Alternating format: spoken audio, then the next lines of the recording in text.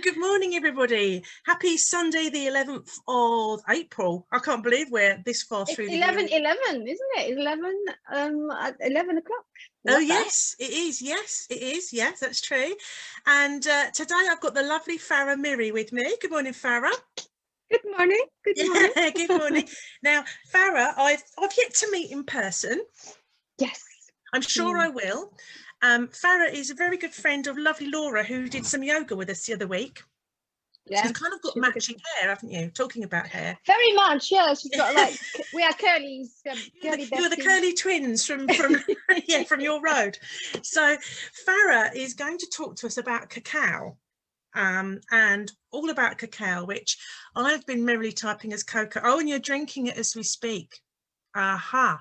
So Farah, would you tell us a little bit about yourself and how you found cacao? Okay.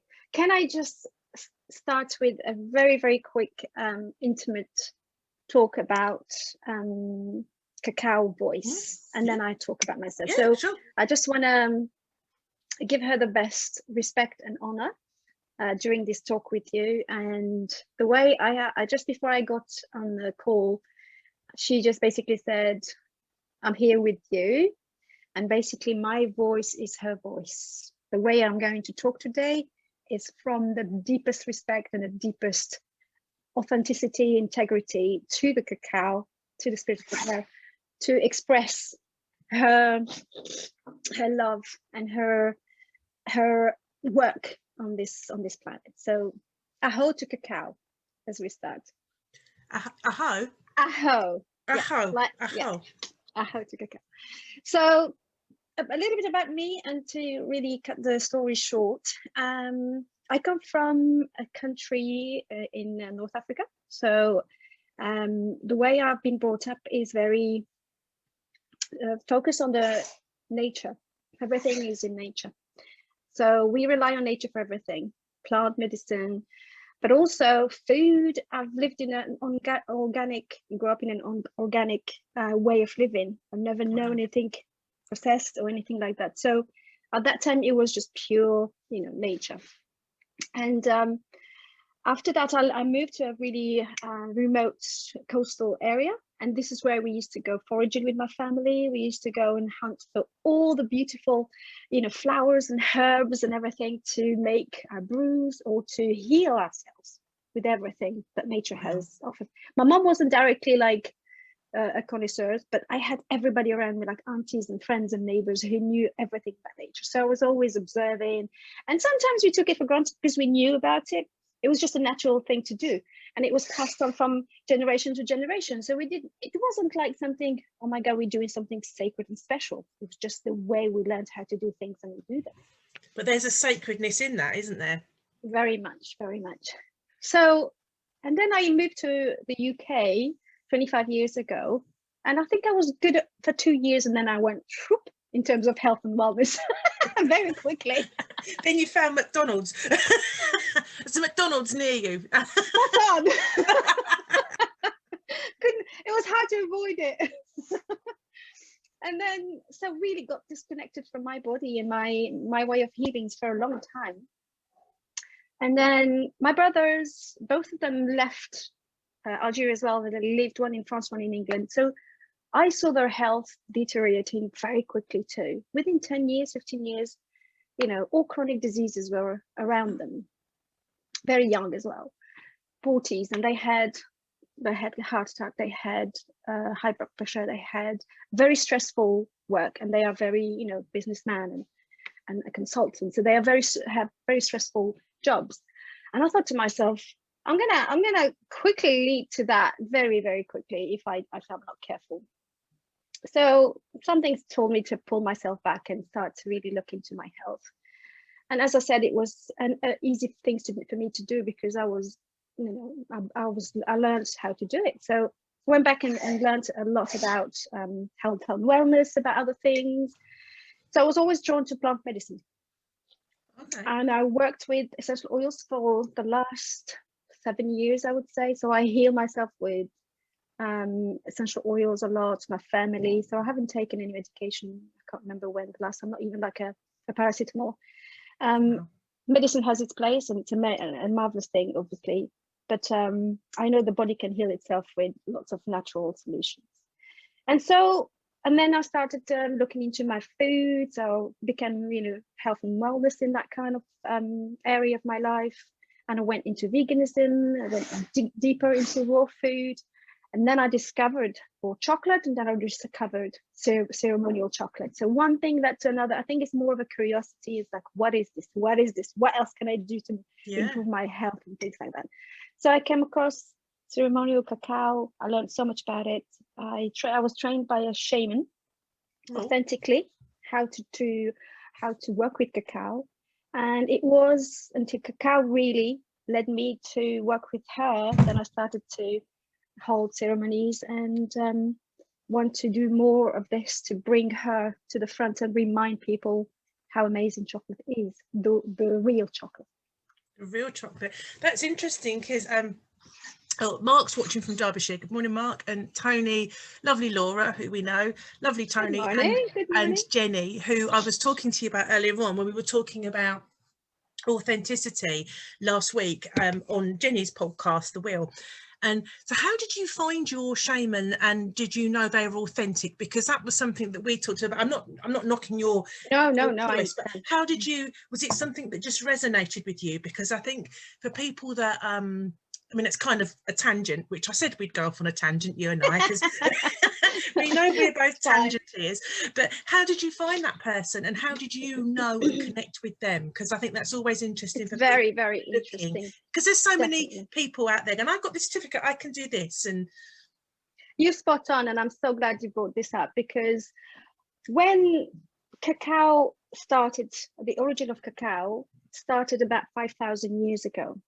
And yes, 5,000 years ago in a civilization called the Olmec, and it was in south of Guatemala. And when it started, it was the way they have worked with cacao. It was very sacred, and the cacao was very important in their civilization, not only because it brought so much fertility and abundance and joy, and the soil was fertile, they had lots of abundance in their lives, and it became an elite product for them, even currency. And they they used it for absolutely everything, for birth, for wedding, for baptism, for all sorts of things. And that tradition was transferred from generation to generation. Obviously, civilization to civilization has either lost a little bit of that tradition, or maybe translated in a different way or diluted, but the authenticity of the origin of cacao and how it used to be, and how it was a sacred plant, hasn't been forgotten. It's coming back to the surface. And so when it started to really be very kind of known, people traveled to those places and trained with the indigenous people, and trained with the real shamans, and became shamans themselves by the permission and the guidance of their own shaman. And then the cacao led them into the way of like, this is something we have to bring to the West. We have to do something about it. So most of them have packed lots, and like my shaman packed a lot of cacao and came with it and just sat and looked at it and said, what am I going to do with this? And but the guidance and intuition working with cacao has led her to start, doing ceremonies and gathering people and training people. So it was a very intuitive, but also very authentic way of bringing cacao, and respect that tradition and respect that. And it's kind of a tangent. Sorry, I said we'd go. There you go. I end up with two of me. Sorry, I do it every time. Sorry, while you were talking there, I'm trying to get. That's okay. And so, yes, this is how most of shamans, or most of people who come and do start a movement of cacao, are authentically trained. But as you said, there are lots of people who go for one day something and this and that, and they say, hey, here we go, I am certified. I mean, with like Reiki, you have your sort of your lineage, don't you? So obviously you can trace your shaman's lineage back to where they learnt from, and I think that's important. Jenny's just said, oh, good morning Sally, good morning Fiona. We really do need to ensure our practice is supporting Indigenous cultures, not just taking from Absolutely. them. So thank you for bringing this up in discussion. This is Beyond Illusion. This is my shaman's book, and she has already wrote a book called the Young Apprentice, I think, and she talks about her experience and how she became a shaman. But that's it. It's really looking into who you want to be working with. And when I heard of her, I went to her ceremonies, and well, I went to a couple, not too long, but because I needed that sparkle and that you needed to investigate what I needed to connect with her. Yes. And I went into a journey with her, with Cacao, and the message was very clear that she was going to be my shaman. And so, and that's it. It was the kind of, okay, my intuition was very strong. And I went and worked with her, and I became, you know, a cacaoista. But cacaoista. Cacaoista, yeah. Is that what the term is? Yeah. Okay, yeah. It's quite cute, isn't it? Yeah, it's nice to it's nice to use the proper terms without appropriating them. But when you're when you've trained properly with somebody, you know, and you've done that journey, you haven't just popped off for an afternoon course and got a certificate and go, look what I can do. But you know, I mean, I know from talking to you that that's certainly not the case. You know, I know you looked into it, you heard about it, but you get things, don't you, where something comes along and all of a sudden everybody's doing it, and it must become a fashion. Yeah, and it kind of denigrates what you're actually doing, doesn't it? I do believe, though, if that's a calling to go and do something like this, even for one day, it's okay.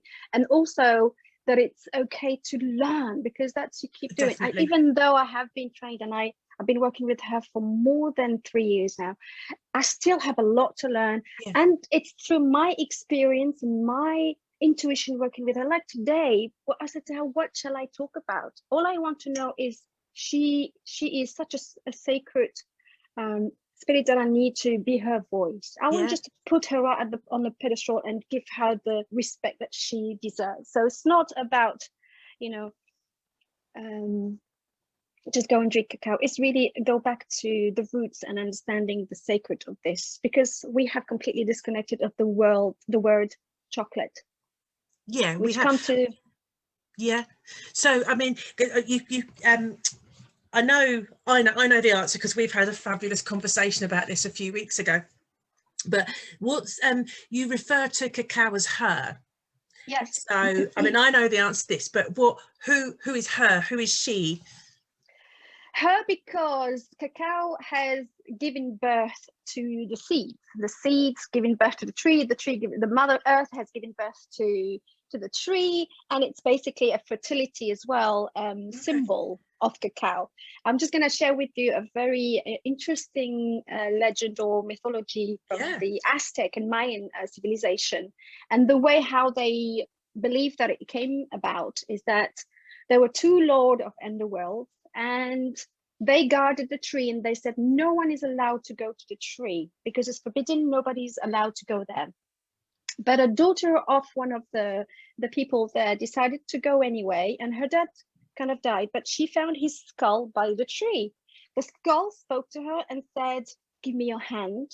So it's called Ishkir, if I remember, Ishkir, her name is. So she gave her hand over, and the skull spit on her hand and gave her a seed. It was the seed of cacao. And then she became pregnant straight away with cacao, with twins. The legend says. And so because of this strong connection with fertility is her as a spirit. So that's why. Yeah, and it's a female deity, a female ancestor, a female that becomes the fertility, and it's kind of like a creation story, isn't it? It is. And again, I mean, when people journey with cacao, she can come in so many different ways. She can come as an animal, or she can come as just an energy. She comes as a very wise woman. So I always see her as a woman figure. In my people also say it as a spirit. So it really doesn't give her justice, because it's just an energy. This is how I. Kind of a Mother Earthy Gaia. Yes, very much. It's the product of Mother Earth. So. Of course. So and you mentioned earlier the it's not chocolate. Chocolate's very different, and we've come It's not to chocolate as we know it. yes, and we tend to associate cocoa and the cocoa seed and the cocoa bean with chocolate. Sorry, my hair is driving me nuts. And roll on tomorrow and haircut day. If I touch my hair yeah, yeah, yours is beautiful. You've got such beautiful hair, Farah. Thank you. So what's the difference between, what's the obvious difference? Obviously I know it looks different, but what's the obvious difference to chocolate, and where do we get chocolate in the picture? Okay, so cacao comes from the cacao tree, yeah, Right. and the cacao tree has pods, and those pods are, when you open them, it's cacao seeds in them. So they all start from the same tree, and then it's all about the process and how it gets from the pod to the table. And so the conventional chocolate start from the pod, open the pod, get the fruit out, dry the seed, or the seed, or the pods, not the pods, the bean. That's it. Dry the bean, then roast the bean. Then there is another process where they put the bean into very high temperature, separating. There's 3 or 4 other distillation and adding chemical, adding sweetness, and adding so many things to have a bar of chocolate and make it as smooth as possible. So by doing this, they kill all the benefit of cacao, all the health benefit of cacao. So the process is heavily processed. The chocolate that we eat, that you can find out in the shop, is heavily processed. And of course they add dairy in as well, don't they? They had milk, dairy chocolate. in it, chocolate and sweetener and sugar, lots of sugar. But also they separate the cacao butter from the cacao, which has then the cacao powder and the cacao butter. The cacao powder is basically the cacao without the cacao butter and becomes the powder. And so that is heavily processed as well. However, how the ancient civilization have done it, and now the ceremonial cacao, this is where the difference between cacao, the process stops at the roasting, and then they just basically by hand open the bean, and then they grind the bean. So they take the fruit, open the fruit, take the bean, dry the bean in bananas leaf in the sun, then roast them really gently. And traditionally the way they roast the cacao bean is with 3 stones representing earth, sun and moon. So these are 3 things that holding us, and the fire is very sacred. The spirit of fire is very sacred with the sacred of cacao. And when they roast the bean, they know exactly the right temperature to roast the bean. And then after that, they open the bean with their hand to separate the shell and get the bean out, the roasted bean. And then they grind the bean with a special stone as well. So that it becomes, while the stone is still hot, so it becomes melted chocolate. And after that, they just mix it with water and drink it. So that where the process stops. There's no high process after that, no high temperature, no separating the beans. So it's the whole ceremonial cacao is the whole cacao. It's whole food, and it's not raw because it has been melted, but it is raw food, as in it's not been. There is a misunderstanding about raw chocolate. Yeah. Okay, the raw chocolate, even though they say they don't put it in high temperature, if they roast it in certain degrees, a little bit higher than the normal, it's not raw. However, when they say raw, I think they mean like it's the wholeness of the cacao, that it's really intact and preserved. It's not tinkered with and processed, but there's still a very, quite a long and complex ritual. And I suppose, the actual taking it from that bean and the seed and opening it is a ritual in itself, isn't it? It's and that's a sacred, it's not a 2-minute job, is it? It's, you've got to have the patience and the love to sit there and make it. The indigenous people do it from love. They sprinkle love at every process as they do this. There's a connection to that to the cacao. That's why is sacred, because they pour so much love into it, and as they do one process to another, it's tradition. They do it in community, so they drink chocolate just as a normal daily drink, but also ceremonial, where they give their thanks to the cacao, they give gratitude for who they are, what they want and what they need, for all the earth, but also to the fire. As I said, it's very secret. They pour cacao onto the fire to say thank you to the cacao. Through the fire, with the spirit of fire and spirit of cacao, they get this connection with cacao and their body, and that's when magic happens then. Yeah. Well, you say magic, I was just thinking that's you know, it's got as a parallel there, I would have thought, to sort of kitchen witches and magic, where, you know, your words and your intent as you're making something, whether that's crafting, whether that's in the kitchen, whether it's weaving something, whether it's planting your seeds and putting your hands in the earth, what is going on in here transmutes to here, and that intent comes into it. And, you know, I mean, obviously anybody that is watching this is going to understand that idea of energy and, you know, how energy moves and the rest of it. But there really is, you know, if enough people think well and in good of something, it does do something. There's an energy shift. I mean, we know that. Not everybody, I think everybody watching will know that. But obviously, if you're preparing it for a ritual for, you know, for your family, for your community, in, you know, like you said, for a birth or a wedding, or you know, maybe even a death or an illness, or just a special time of the year, you're pouring your love, your intent, your sense of your being, your ancestors, your surroundings, you're pouring all of that into it. You're goosebumping, honey. I do. You know, and it's that familiarity, but that's sacred in the everyday, isn't it? That is. And you know, you can make anything sacred. Even that's why we need to go back to that connection with everything. You know, connection to our food coming to our plate, connection to the plant, connection to the element, the fire, the water, the earth, you know, the what else did I miss? Air. Fire, water, air. Air. Spirit, if you're so inclined. But yes. It's true, isn't it? Because it all, you know, food does not just come from a tin in a supermarket or the frozen aisle. It's had a journey, and it's been perhaps unloved on that way. And when I call in the goddess, if I do that before I cook, everybody without fail will say this is really lovely. And I particularly do when I've got a big family meal. You know, if it's just me and Mark, he just gets what, you know.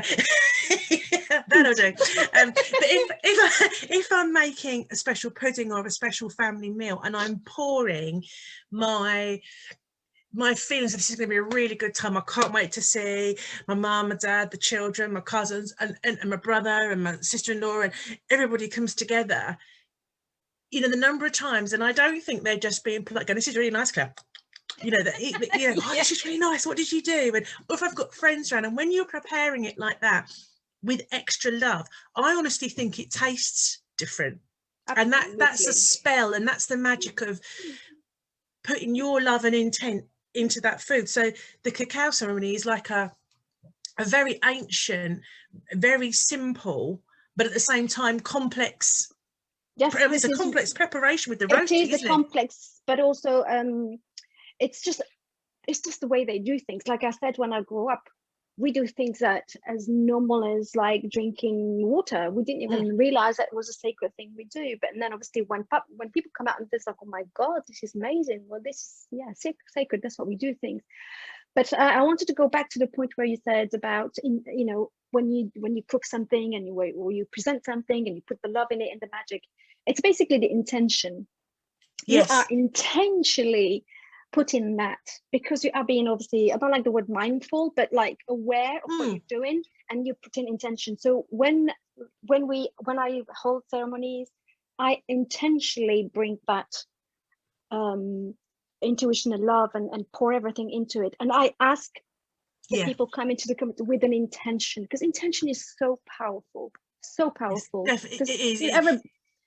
It's that the universe is always listening to us. So our intentions is our voice. So Yeah, definitely. And it's our connection, even when we can't see it and we don't quite, it's there. And you know, it's not as simple as going, if you're positive, positive things happen, if you're negative, negative things happen. But there is definitely, you know, It's what you you can project is what you attract. You know, you can, if your yes, that's a good frequency way of is putting not it. yeah, if your frequency is resonating with whatever level it is, it's going to attract the same frequency. So it's up to you how you want to project that energy out around your Yeah, aura. That's yeah. how I believe it anyway. Oh, no, definitely, and I completely agree with you. So how do you use it, and what is a cacao ceremony? So what's the traditional cacao ceremony? I mean, you explained how it was made, and obviously, you know, but how do you use it personally? Yeah. Okay. So the way I have been taught to do it, and to honor the respect of cacao and the indigenous people, I used it the way I have been taught. So Yeah. intentionally, I sing to the cacao as I make it. Oh, I pour my intention to it, and I hold the space. Again, I'm not a guru, and I'm not no. here to tell people what to do when it comes to working with cacao, because cacao is there to just enter your energy if you allow her. Yeah. So it's very And important did to know. you as well? Did you? Sorry, interrupting you. Did you create your own song for her? Yes, Yeah. it's called So it's intuitive. yeah, Yeah. it's called Icaro. So Icaro means you know, bringing your own song to the cacao, and we learned to do it. So we had to create it ourselves, and we know it's my Icaro. So I used it to sing to cacao as I'm preparing her. The minute I open her, can I just show you cacao as Of cacao? course you can. Yeah, show us. I do like the idea of Are you ready? everybody creating their own song, because I think that, you know, it's not one size, one song fits all, and you come to it with a different view to me or Yeah, yeah. Laura or Again, Fiona or whoever's oh, watching, you know. yeah, or picking up someone else's Icaro. It doesn't make any sense to you. No, it So I doesn't, mean, because it's not. you can say anything you want. It's basically how you want to talk to her and how you want to connect with her. So it's not like you have to be a poet or have to find like the difficult words. I sing a little bit in Spanish and I sing a little bit in, you know, whatever, and I connect with her the way, you know, she really means to me. So I Yes. know she opens my heart. So I talk to her about, like, you know, Espirito de Cacao, you know, come and open my heart, and I'm happy to receive all the goodness and abundance that you bring with you. So it's basically, that's what the intention is in the Yeah. Icaro. Yeah. Ta-da! That is a mega bit of cacao, isn't it? This is my baby. I know Farah showed me before a large lump of cacao, and I was just like, that's huge, and that will last you some time, won't it? Oh God, I've had it for, and this is only for my personal use because I love her. But I can also, you know, sell it to people. But anyway, let's go back to the Icaro. So yeah, singing to cacao intentionally. The minute I open her, and you know, I get into a zone where I need to be with her and call her spirit, and just, you know, intentionally call her energy. And as I call as I call her energy, I call her intentionally to hold the people who are coming to my ceremony. So I need to know who's coming to my ceremony and their intention. So I can ask her to support the people coming to the ceremony and give them a chance to relax and open and work with them at their level, depending on their intention. Yeah.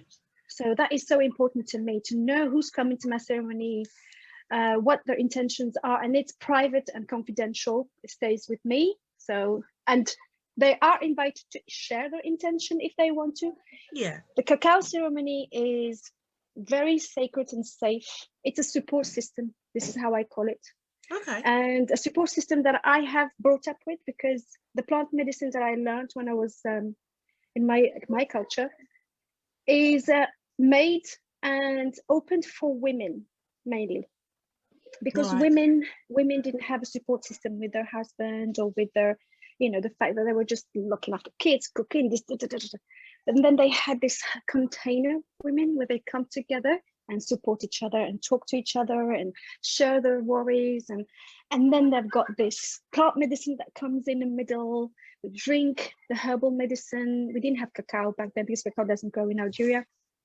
But we had this plant medicine within us, and the support system where this circle of ladies, women, from the wise woman all the way to the baby come together. We have, this amazing safe container where you can be yourself with women, and that magic when women come together, and it is very powerful.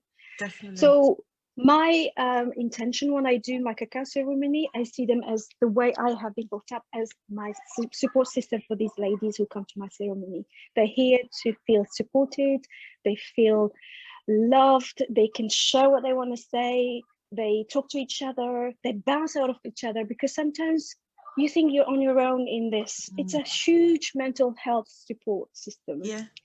And when I've had ladies who come to my ceremonies like hard shells, and then they become so soft. They cry a lot, which is okay. We talk about everything, we share, we learn, we hear, and that's the magic. This is exactly what the cacao ceremony should be. But again, it's very, very contained, very private, and very supported, very supported. And then so basically, sorry. So after the Icaro, after the intention, the cacao ceremony is open, lady comes in, we have this smudging happening, so we clear all the energy that it's not supposed to be with us. And then we call in the cacao, and then we start with a nice meditation, and then they go into a journey with cacao. They drink it, obviously, they go into the journey, and then after that we come out and we talk, and we share, and we support each other, and we have a lot of respect for one another, and everybody has a voice in the circle. I get exactly that. I mean, I sit in a circle with in a group of ladies, and it is about being held safely, where you feel supported and loved and not judged, which I think is very important, particularly at the moment. So that sounds like a beautiful space in which to do that. And I love the way you've brought your childhood in with it as well, and that's intuitive in its best form. I think you've got some wows about your incredibly large lump of cacao. Oh, yeah.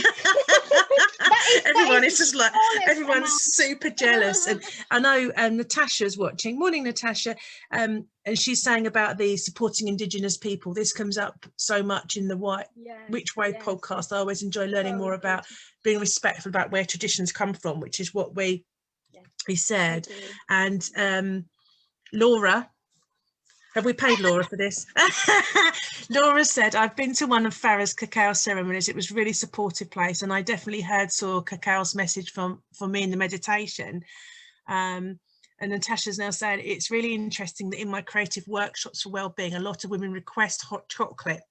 Oh, lovely. I often feel like it's something subliminally known in how healing it is. It's important to me that I can provide hot chocolate, and they find it so comforting in our sessions.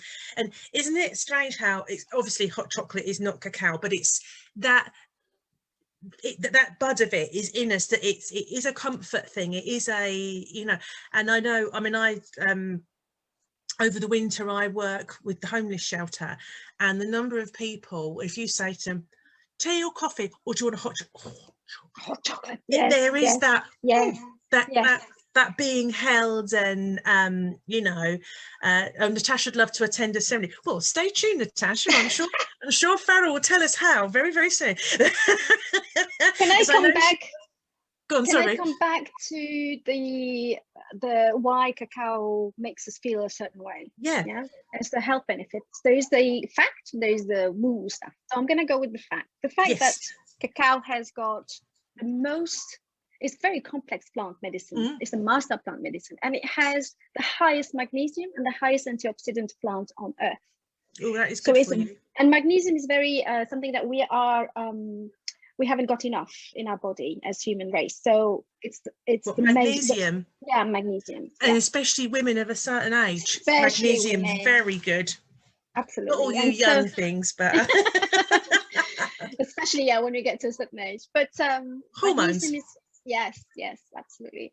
And so it has also inhibitors, so an enzyme in the plant or in the cacao. When you drink it, it'll excite a lot of hormones in our body. So we've got serotonin, which is stress hormone that can help Yeah. with reducing the stress hormone. We have dopamine, which is a happy hormone, which is why our mood is so lifted and so happy. And then we have the anandamide, which is the blissful molecule. So all these beautiful hormones and chemical reaction when we drink cacao get our blood vessels to open up.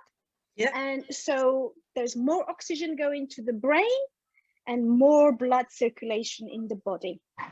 This is why we feel so open, so good, so happy. And this is also, it used to be, the legend says, aphrodisiac. So that's why it is connected to the fertility, but also connected to love. Yeah, because if you feel happy, you're going to feel a bit more, hey. Yeah. But it's interesting. I love this. But two of those drugs you mentioned there are two of the top drugs that replacements for antidepressants and anti-anxiety, and it's no surprise that, you know, people love chocolate and that feel-good factor, and they're naturally there. I mean, you know, there's no harm in taking dopamine or sertraline or whatever you need, because if you need them, you need them, me included. There's no shame in it whatsoever. So I'm just going to go and eat a load of chocolate now, and no, I'm going to go and have cacao now. But it's there naturally, and I'm not, like you say, medicine has its place, and you know, that's not to knock anybody that's taking it. Huge respect. Yeah. You know, and there's some things that you do need medical interventions for, but you know, and I'm one of those people that does take tablets for my mood, but it's so interesting that it's those ones that you're talking about is there naturally. I need to investigate this more. Yes. And this is why sometimes we don't recommend people taking a higher dose of cacao if they take antidepressant, because that's what cacao do naturally. So it reduces the you know, the stress and brings the happy, the mood up. The mood. Yeah. So, but in terms of the woo stuff, let's go woo woo. Let's go full woo woo. There's no shame on woo woo here. We love a bit of woo woo. We've got a right woo woo audience today, so go for it. Yes, I love it. So cacao energy or cacao spirit is there to only knock at your door if you're happy to open it. So when you drink cacao, physically we know it's open my heart. And so it is a stimulant, but not on nervous system, it's on the cardio system. So it opens the heart physically, yeah? And so as your heart opens energetically, you are more relaxed and you are more silent and still, and you go within. And when you go within, you hear this inner voice that talks to you, that has been there for all the time. So cacao is a facilitator. It takes you to that inner voice. And when we get to the inner voice, you're like, oh, who's this talking to me? It's just you. So she's not the healer. She's there to facilitate that healing, because everybody can heal. We heal ourselves. Yeah. It's that voice that we are so used to. It's intuition, I suppose, isn't it? So used to, you know, being told what to do, being told to behave this way, going along with the herd, where actually if we go, and like with meditation, I'm guessing you're talking about the journeys now as well, because anybody who meditates knows that, you know, you don't necessarily have some shiny deity come down and go, good morning, Claire, this is your task for today, should you choose to accept it, big brother style. It's the inner part of me acknowledging the spark of divine in me, going, what is it that will make me whole? What is it that makes me happy? What is it that I want, I love, I need? And when you listen to that, and you listen to your body, you know when you're not right, you know when you're good, you know how your heart goes poof when you think, I love that person, I love this thing, I'm having a fabulous time. It's all in here. You don't, you know when you're out of line or you're out of line. You do. So cacao brings you to that balance. It grounds you. It's a tree, brings you all to the earth and grounds you, centers you, focuses you, and then open your heart so you can hear your own intuition and learn to trust. It's something I didn't do before, because as you said, we are heavily conditioned as society, as a human race. We have been told what to do by culture, by society, by upbringing, by parents, by ancestors. So we don't know anymore how to trust ourselves. And this is my biggest teaching from Cacao is my intuition and how to trust myself and how to trust my intuition. So if I am not feeling it, I'm not feeling it. And I have to trust that. Even though you have this FOMO, fear of missing out, you think, oh, I want to get part of that. But no, I learned to have a healthy boundaries. And I'm still in the process of learning and working with that and adding more and more layers. Because when you start with Cacao, it's not one fix. It's not one drink and a whey, that's it, I'm done, I'm cured. But it's walking your talk, isn't it? And it's embracing it. It's not a lifestyle. What am I saying? It is a practice, isn't it? It's living the way, it's living her. It's I don't know how to explain it. Yes. It's basically being the product of the product. You do everything. If you're preaching about something, it has to come from the heart. It has to come from the own experience, not just by reading books and say, oh, well, this is what happened. Books help.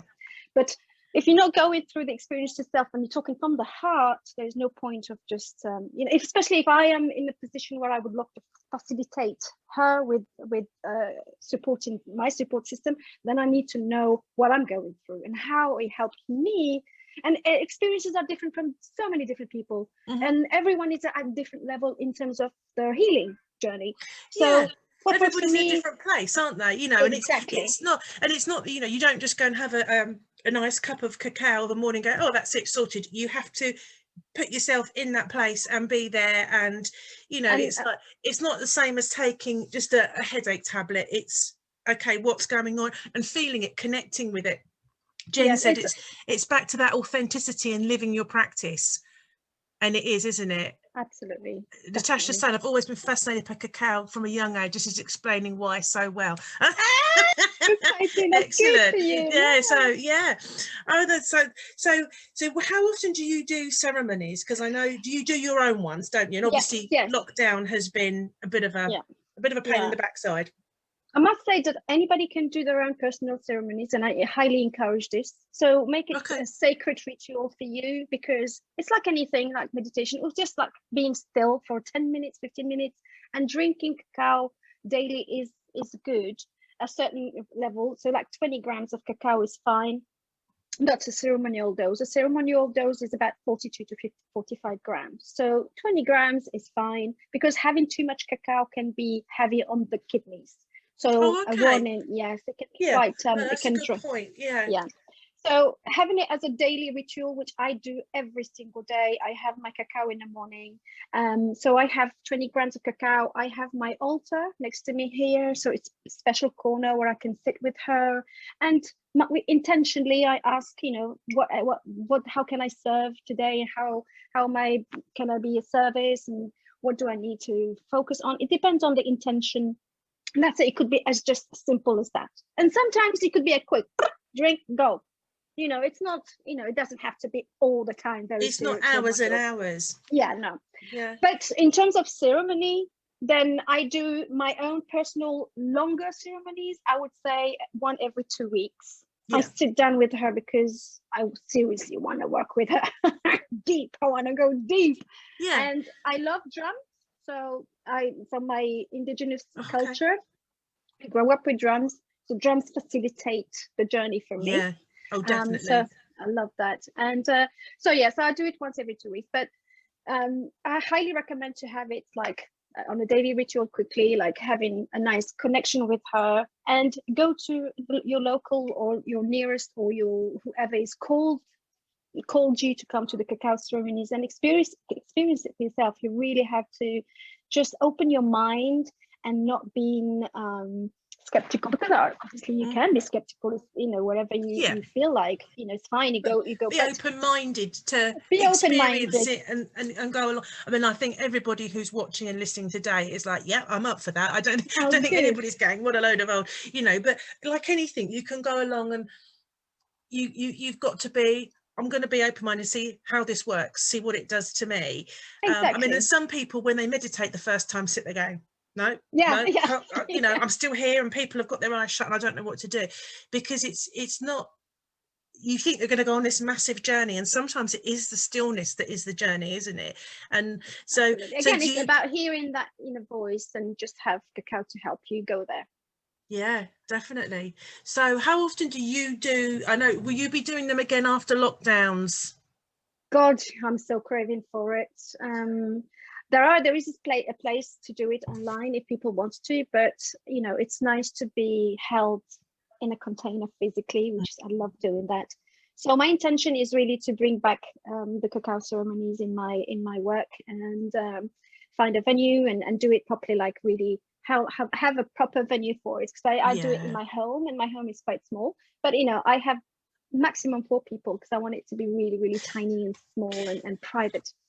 There's a connection and intimacy as well, isn't there, in a small group? If you have, I mean, there's nothing wrong with having a big group in a large hall, but I think there is that, if you're one of 20 people, the sharing does not, it doesn't lend itself to sharing. Whereas if there's 4 or 6 of you somewhere, there is also a special magic about not a huge, largely group, like maybe 20 people or something, and there is this magic.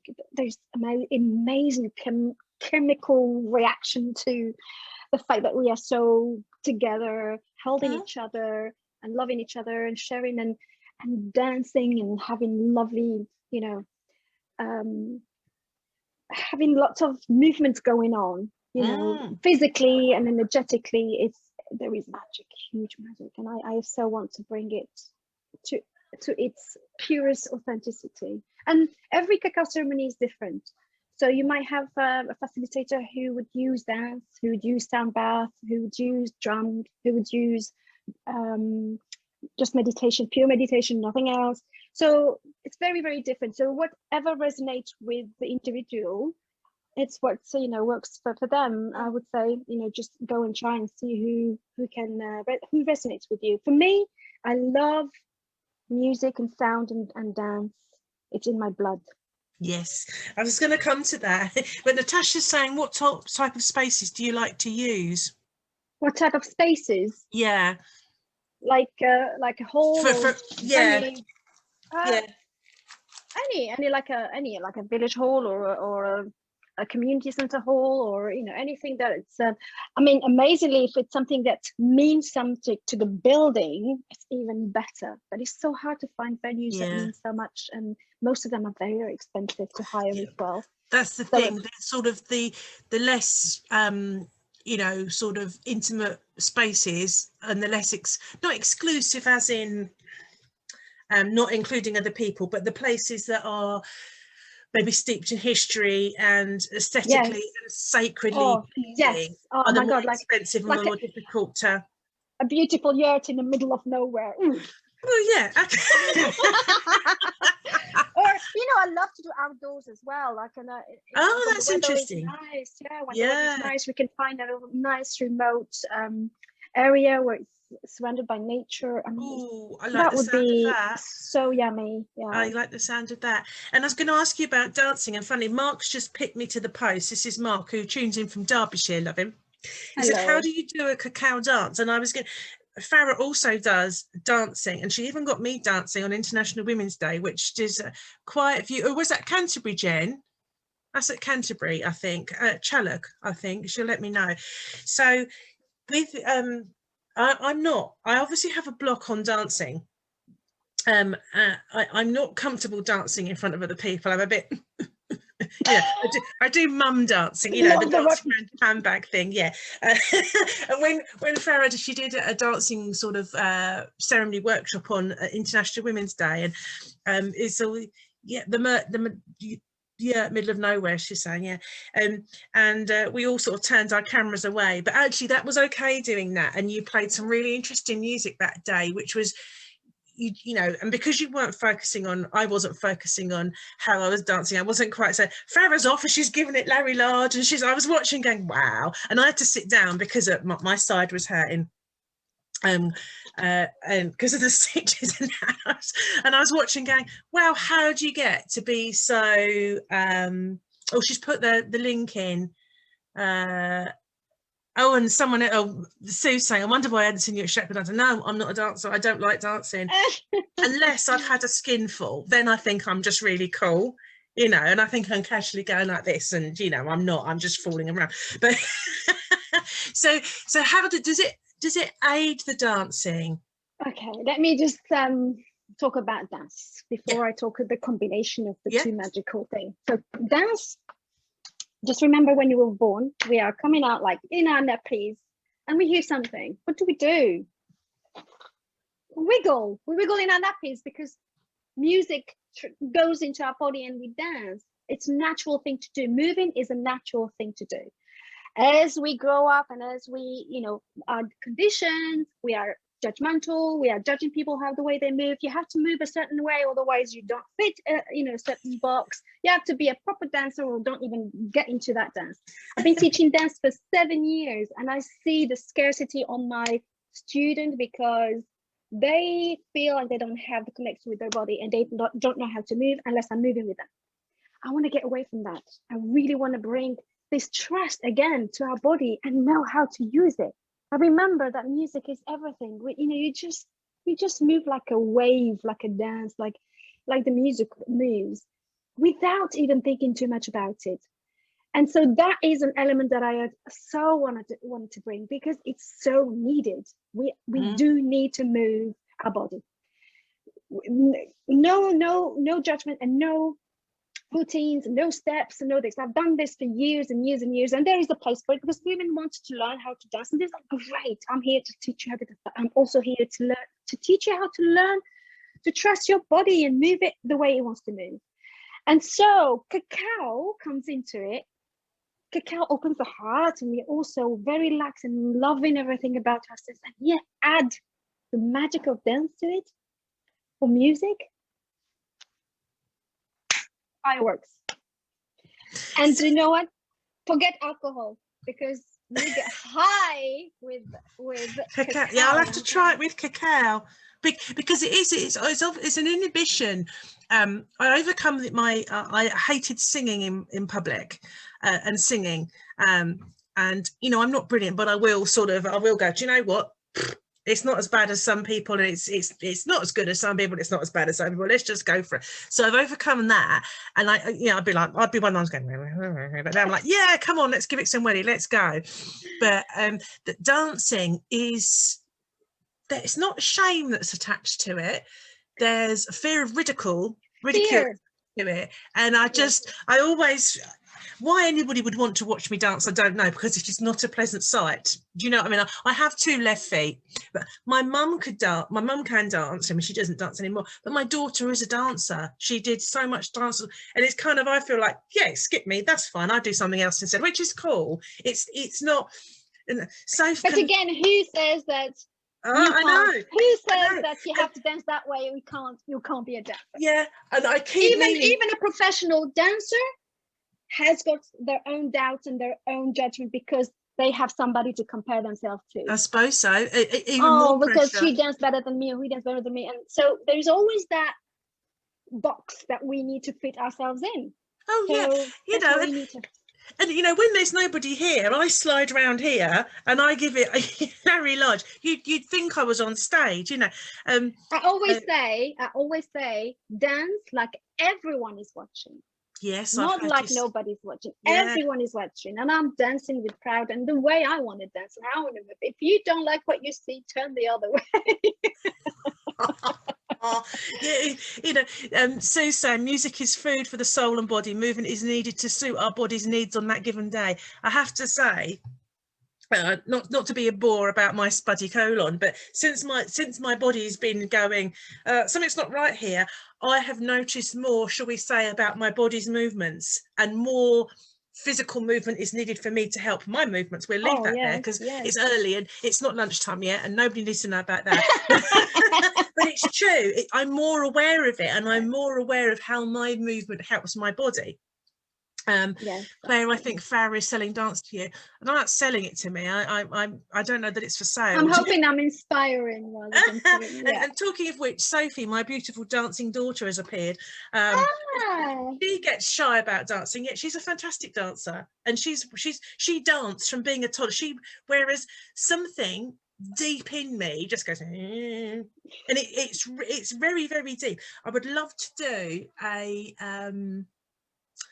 past life regression to see if mm, there was something happens. Yeah. something, some Yeah. shame or some humiliation or something, DNA. because it's very, very real. It's not, I am the last one dancing at any do. It's when, I can manage the YMCA. I still can't do the cha-cha slide.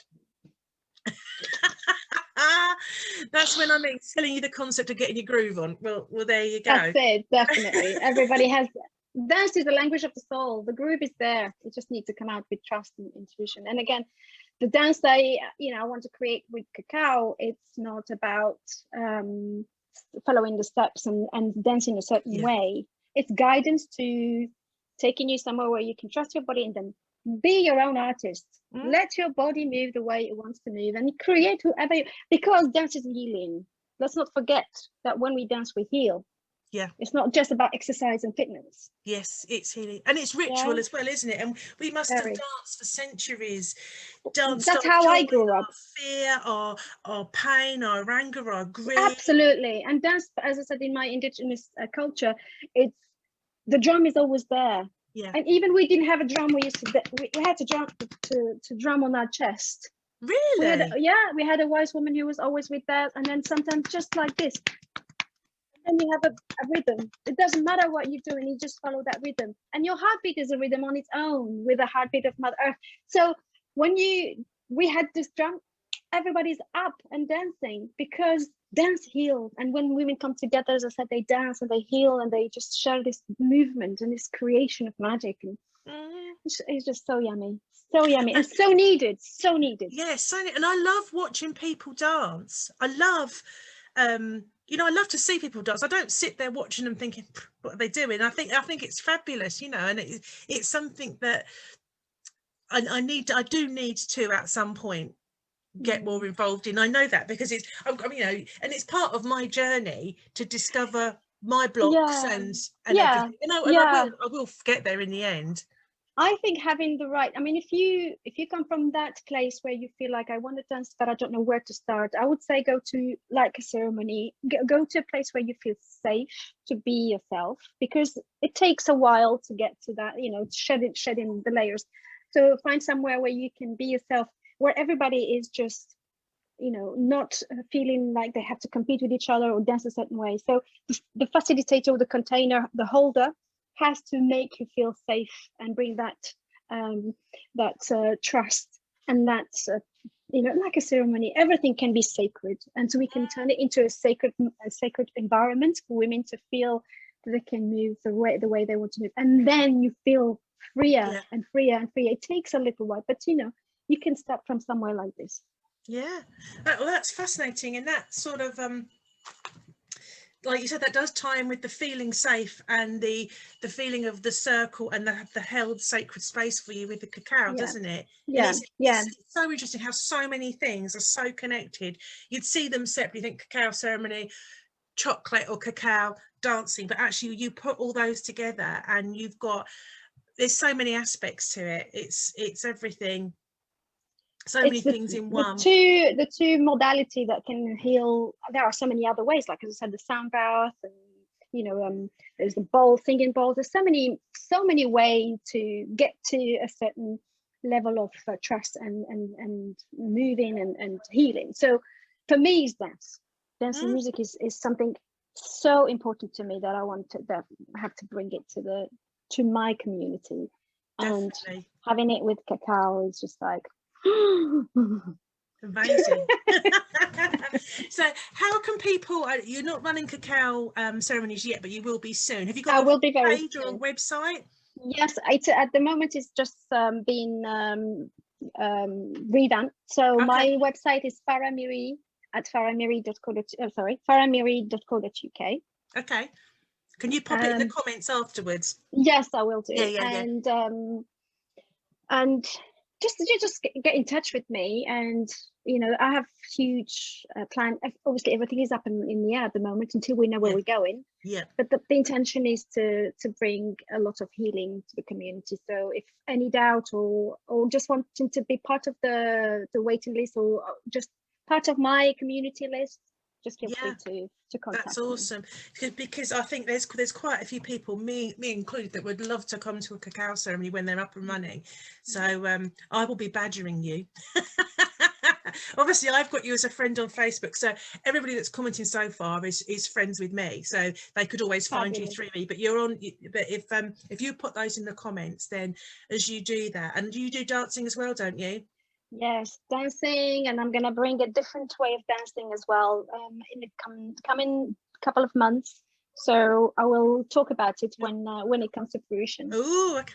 Well, but perhaps you'd like to come back to talk about dancing in more detail when that happens. Yes, And we can talk about ritual dancing and ceremonial dancing, and it's that. Yeah, we'll do that, because that's a whole nother, and it's so part of, not just women's, men's as well. I mean, you tend to think of dancing as women, but there's so many cultures where, and where it's men as well, isn't it? And all these different dances that were ritual, and they were spells, and they were magical, and just so rich and diverse. So and then it's a shame that men don't have that much support for them as well. I'd love to open it to men as well. My intuition is speaking to women, but who knows what's going to happen. I mean, I have so many friends who are men and want to come to dance classes, but they don't know where to go and feel comfortable, because female energy and masculine energy, we all have both of them. And so let's not ignore the men who've got to look after their female energy or the feminine energy. And like that's and obviously for some men that would be difficult. It's a stereotype, but it would be difficult for them to come to a women's or perceived as a women's group. So that might be something that you develop in the future, is watch this space. Absolutely. It's something that's definitely want to hold containers for for women and men and women together. So we'll see how these things will unfold. Awesome. Okay. Well, is there anything else you wanted to add about cacao that we haven't got across? I think if anybody wants any questions answered, or anything they want to know about, just get in touch with me, and I'll be happy to support. Brilliant. Thank you, Farah. Well, I will thank you for joining. It's been absolutely fascinating, and judging by the comments, you got a lot of people interested. Thank you. Thank you very much for having me, Claire. Claire. It's been an absolute pleasure. So you might be bombarded by people going, oh, Farah, how do okay. My pleasure. Next week, I have got my friend Sarah talking to us about reflexology. She's a reflexologist. How people work with feet, I don't know. Dancing and feet and spiders. Other than that, I love everything. But she's joining us next week. So thank you so much, Farah. Thank you very much, I'll see everybody next week. Thank you. Lots of love. Bye-bye.